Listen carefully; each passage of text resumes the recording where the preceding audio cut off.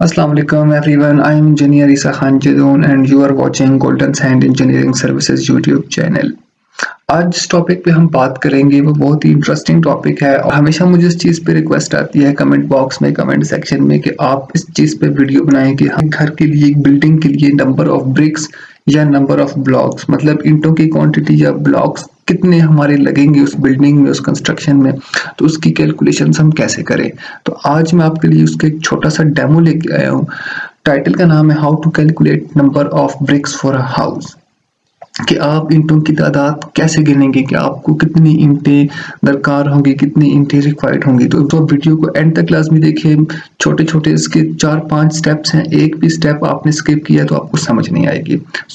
आपके सामने स्क्रीन पे मैंने एक रूम यहाँ पे ड्रॉ किया हुआ है 6 मीटर बाय 4 मीटर, जिसकी डायमेंशंस हैं 6 मीटर इसकी लॉन्ग वॉल है एंड 4 मीटर इसकी शॉर्ट वॉल है। और जो हाइट है बिल्डिंग की वो हमने यहाँ पे बिल्डिंग का 3D भी देख सकते हैं। बिल्डिंग की हाइट जो है वो है 3 मीटर। सो सबसे पहला स्टेप यहाँ पे हम मेंशन कर देंगे size of room. Size of room हमारे पास 6 मीटर क्रॉस 4 मीटर। नेक्स्ट है हमारे पास हाइट जो है बिल्डिंग की या दीवार की हाइट वो है 3 मीटर। और याद रखें कि 1 metre is equal to 3.3 feets.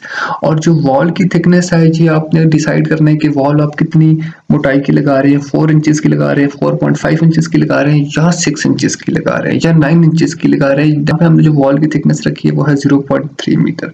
और जो डोर का साइज है ये यहाँ पे ओपनिंग में भी नजर आ रहा है आपको, 3D में भी और 2D में भी नजर आ रहा है। डोर का साइज हमारे पास 2.1 मीटर क्रॉस 0.9 मीटर इसकी हाइट है।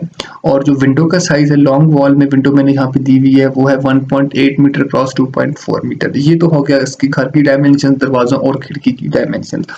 अब जो हमारे पास ब्रिक डायमेंशन है, आप लोग मुझे कमेंट सेक्शन में बताएंगे आपके इलाके में किस साइज की ब्रिक जो है वो मिलती है। मैंने यहाँ जो ब्रिक का स्टैंडर्ड साइज रखा हुआ है जो नॉर्मली हम लोग लेते हैं 19 centimetre cross 9 centimetre cross 9 centimetre. सबसे पहला जो हमारा स्टेप है वो है length of long wall.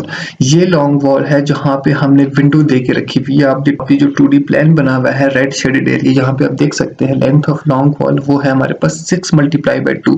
Multiply by 2 हमने इसलिए रखा है क्योंकि लॉन्ग वॉल हमारे पास दोनों साइड्स पे हमने इसको देखना है। एक ये जो यहाँ पे डायमेंशन है और एक इसके अपोजिट जहाँ पे विंडो वाला एरिया बना हुआ है वो हमारे पास आ गया 6 into 2 is equal to 12 metre. अब लेंथ ऑफ शॉर्ट वॉल पे आते हैं। वो है length of short wall is equal to 4 minus bracket में 0.23 मल्टीप्लाई बाय 2। अब ये 0.23 मल्टीप्लाई बाय 2 हमने क्यों रखा है? अगर आपने नोटिस किया हो तो हमने length of long wall already ले रखी है जो यहाँ से लेकर यहाँ तक कंप्लीट है, मतलब उसमें जो कॉर्नर्स वाला जो एरिया है वो भी काउंट हो रहा है। बट हम शॉर्ट वॉल में इसको माइनस करेंगे क्योंकि ऑलरेडी हमने जो कॉर्नर्स जो मैंने ब्लू मार्क किया हुआ है ये वाले जो हमें क्रॉस कर देता हूँ, ये कॉर्नर्स हम ऑलरेडी ले चुके हैं। तो कॉर्नर्स की जो थिकनेस है, जो वॉल की थिकनेस है वो है 0.23, तो हमने दोनों साइड्स पे उसको माइनस करना है, इसलिए 0.23 मल्टीप्लाई बाय 2। तो आंसर हमारे पास आ गया 3.54। अब मैंने मल्टीप्लाई बाय 2 3.54 को 2 से मल्टीप्लाई इसलिए किया क्योंकि हमारे पास शॉर्ट वॉल दोनों साइड्स पर, एक साइड जहाँ पे ये डायमेंशन लिखी हुई है जहाँ पे डोर गिवन है और दूसरी ये वाली साइड। सो ये हमारे पास हो गया लेंथ ऑफ शॉर्ट वॉल। हम लोग वॉल्यूम ऑफ लॉन्ग वॉल को फाइंड करेंगे। उसके लिए आसान सा फार्मूला, आसान से स्टेप है, आप इसको समझ लें तो आप इंशाल्लाह खुद अपना कर पाएंगे। यहाँ पे मैंने लिखा हुआ है 12 मल्टीप्लाई बाय 0.23 मल्टीप्लाई बाय 3। 12 अगर हमारे पास आप देख पाए तो ये जो येलो शेडेड एरिया जिसको मैं ब्लू भी कर रहा हूँ, हाईलाइट कर रहा हूँ, ये हमारे पास लेंथ ऑफ लॉन्ग वॉल है। पहले आपने इसकी कंप्लीट लेंथ ले लेनी है। Multiply by what is 0.23 wall की थिकनेस है, आपने उसको भी उठा लेना है। और जो नेक्स्ट चीज हमारे पास आती है मल्टीप्लाई बाय 3, जो मैंने यहाँ पे लिखा हुआ है 3 जो है मैंने आपको वीडियो के स्टार्ट में बता दिया था कि वो बिल्डिंग की या वॉल की हाइट है। तो मतलब आपने हाइट ले लेनी है, लेंथ ले लेनी है और उसकी थिकनेस ले लेनी है। ये तीनों चीजें आप लेंगे मीटर में तो हमारे पास आंसर आ जाएगा 8.28 मीटर क्यूब। अब जी नेक्स्ट स्टेप में हम वॉल्यूम ऑफ लॉन्ग वॉल को मजीद लेके चलेंगे। तो इस 8.28 में से मैंने माइनस कर दिया है 1.8 क्रॉस 2.4 क्रॉस 0.23, क्योंकि अगर आप लॉन्ग वॉल को देखें तो यहाँ पे हमारे पास विंडो भी गिवन है, ये जिसको मैं ब्लू शेडेड कर रहा हूँ। अब विंडो वाली जगह पर तो ब्रिक्स नहीं आनी, तो हम इस चीज को माइनस करने के लिए विंडो की डायमेंशन इसमें से माइनस कर देंगे। तो हमारे पास जो फाइनल वॉल्यूम आ जाएगा वॉल का विंडो माइनस करके वो आ जाएगा 7.29 मीटर क्यूब।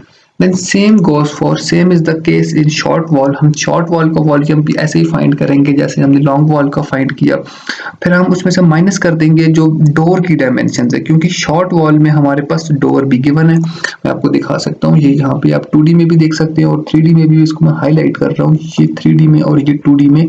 अब देख लें 4 मीटर की वॉल है, यहाँ पे हमारे पास डोर गिवन है, तो हमने डोर को माइनस कर दिया, तो हमारे पास जो फाइनल वॉल्यूम आ गया वॉल का वो आ गया जी 4.46। मतलब अगर आप फाइनल रिजल्ट्स देखें तो लॉन्ग वॉल का आ गया 7.29 मीटर क्यूब वॉल्यूम और शॉर्ट वॉल का आ गया 4.46 cubic metre volume.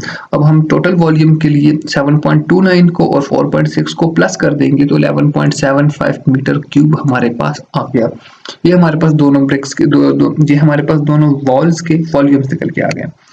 Next step में हम देखेंगे कि ब्रिक साइज विद मोर्टर, हमने उसका वॉल्यूम निकालना है ब्रिक का, क्योंकि ब्रिक की डायमेंशंस तो मैंने ऑलरेडी आपको ऊपर यहाँ पे दे दी है। लेकिन जब हम ब्रिक्स की दीवार बनाते हैं तो उसमें आपने एक चीज नोटिस की होगी कि हम मोर्टर के बगैर दीवार नहीं बनती, जिसे आम जुबान में हम मसाला भी कहते हैं। तो मोर्टर की डायमेंशंस यहाँ पे हम लिख के हम ओवरऑल जो है वॉल्यूम विद मोर्टर निकाल लेंगे, that is 0.002 cubic metre. Next step में हम देखेंगे कि नंबर ऑफ ब्रिक्स का फार्मूला जो हमारे पास है वो है total wall volume divided by brick volume with mortar.